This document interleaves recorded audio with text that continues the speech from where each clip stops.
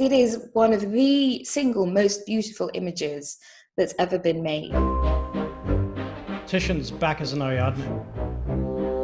You don't forget it once you've seen it. It's one of the most perfect paintings. It doesn't look like it's been painted, it looks like it's been carved out of gemstones. This painting is so special because everybody at heart is a romantic. I'm Matthias Wivel, the Art Jepson curator of 16th century Italian paintings at the National Gallery. So we're looking at Titian's Bacchus and Ariadne. Titian painted it between 1520 and 1523 for the Duke of Ferrara, Alfonso d'Este. Titian is here telling the story of the mortal woman Ariadne and how she fell in love with the god of wine, Bacchus, or Dionysius as he's called in Greek. That happened on the island of Naxos. Ariadne is abandoned by her lover Theseus, whom she's previously saved from the Minotaur in the labyrinth at Crete. And you see his ship on the horizon at the left side of the picture. Then, suddenly, behind her, she hears this rumble and noise.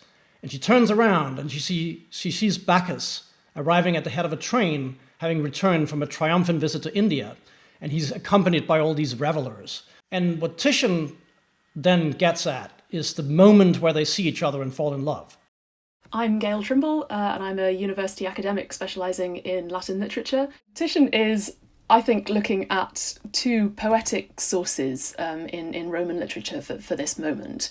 And one is Catullus 64, but from Ovid too, Titian's clearly been reading the Ars Amatoria, where Ovid has a version of this story, and there he's got, well, sort of the cheetahs that are drawing Bacchus's chariot. Ovid actually says tigers, but, you know, more or less the same. And he's got from both sources the fact, which is very important in this picture, I think, that Bacchus is jumping down from the chariot. Catullus says flying, Ovid says leaping.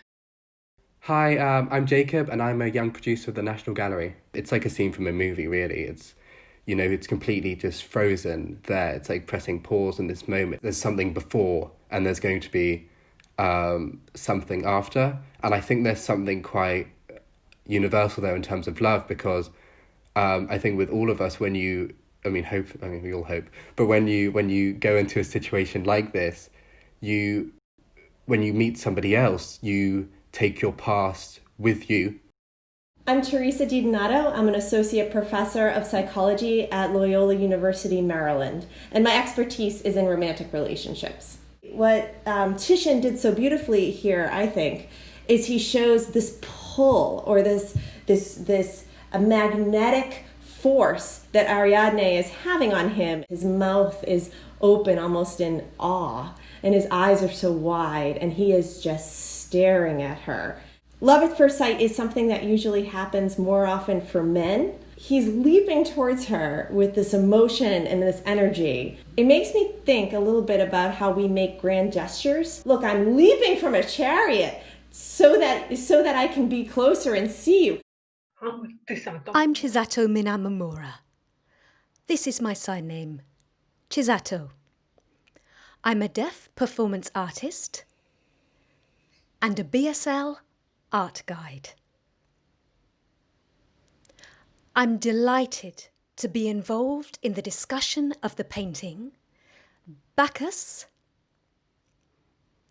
and this is the sign I'll be using for Bacchus, and Ariadne, and this is the sign I'll be using for Ariadne.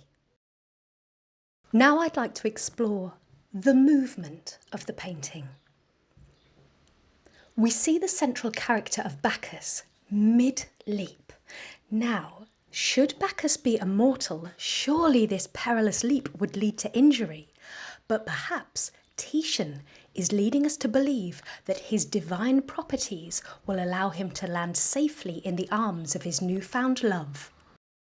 I'm Shahid Abari. I'm a professor of fashion cultures and histories at London College of Fashion, University of the Arts London. I think the conventional way to read this image is as a coup de foudre, a thunderbolt moment, the ultimate romance. And I think it might be for Bacchus, but if I were Ariadne, then I wouldn't be so sure. she's generally described as being deeply in love with Bacchus. But she is kind of on the rebound, you know. Because how would you feel if your lover had abandoned you, as Theseus has? You have to read the clues, and I think her clothes are clues. I think that she has had barely any time to register her feelings. So her gown is just falling off her shoulder in this almost post-coital disarray. And you can see the voluminous blue robes that are gathered in her hand and that are catching under her feet. They've become twisted in her haste. And the one thing that I always notice is the red spiral of the scarf that's wound around her feet and her arms and her neck, which I often think it burns really brightly, and it looks like a blooded snare. The composition of the painting reminds me of a stage. Roughly speaking, Titian divides the canvas into two large triangles, perhaps enticing the viewer to see two theatrical scenes played out there. Hi, I'm Mark Forsyth. I'm the author of A Short History of Drunkenness. On the right-hand side, right-hand downward side of that diagonal, you have the frenzied train of Bacchus, and they're all throwing around animal parts like some crazed barbecue. And Silenus is there in the background. He's kind of passed out. When I look at this, it actually reminds me a bit of a nightclub. Everybody's gone a bit raucous. So over there, you've got all the sort of the downside or the bestial side of drunkenness. And then on the left, and this is the main thing you see when you see that painting, is that beautiful shade of blue, one of the greatest blues in the world. And Ariadne is out on the side in the blue, and she's turning away from that whole train of madness, and she's looking upwards towards the northern crown in the top left, which is the constellation that she will eventually be turned into. And so she's sort of rejecting, as it were, the whole of the dark side of being drunk.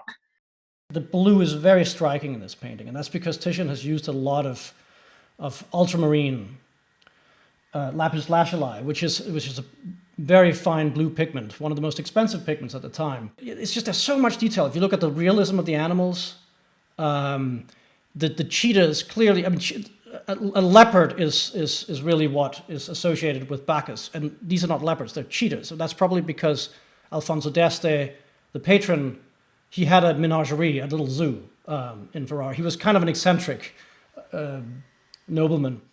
I'm Professor Sarah Durant, and I'm the Acting Director of Science at the Zoological Society of London. So these look very much like Asiatic cheetahs to me. It's before they were officially described. They weren't officially described until the 18th century. Now the Asiatic cheetah is just confined to Iran, and there's only less than 40 individuals left. In terms of their speed, they're a good choice for chariot pullers because they're the fastest animal on land. Presumably there would be some divine guidance that might get them running in the same direction and potentially following orders. Just think of herding cats. Hi, I'm Kevin Much.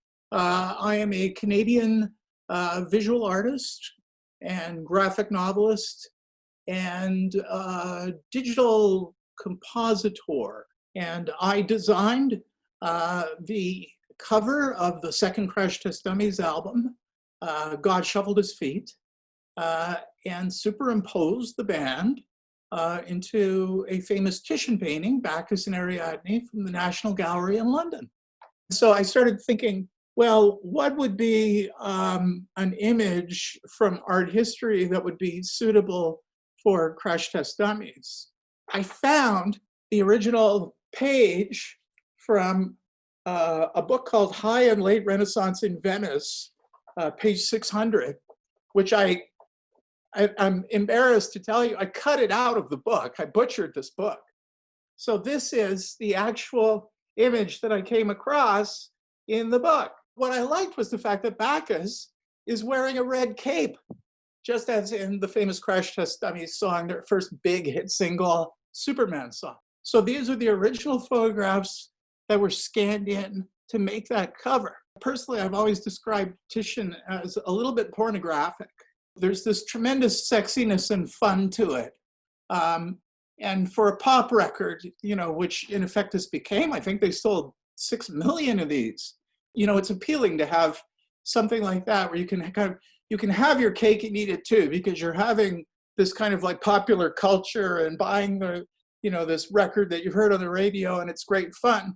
But, you know, that you can also feel that you have at least some shred of intellectual appeal. There's so many different parts of this painting. You can connect to each part of it. Every time you look at it with a new emotion, whether you're feeling sorrow or whether you are in love, you will see something a bit different. It is this whirling vortex of limbs and chaos and noise. And it is a love story, and it is also the opposite of a love story. It's an abandonment story. It has absolutely everything in human nature.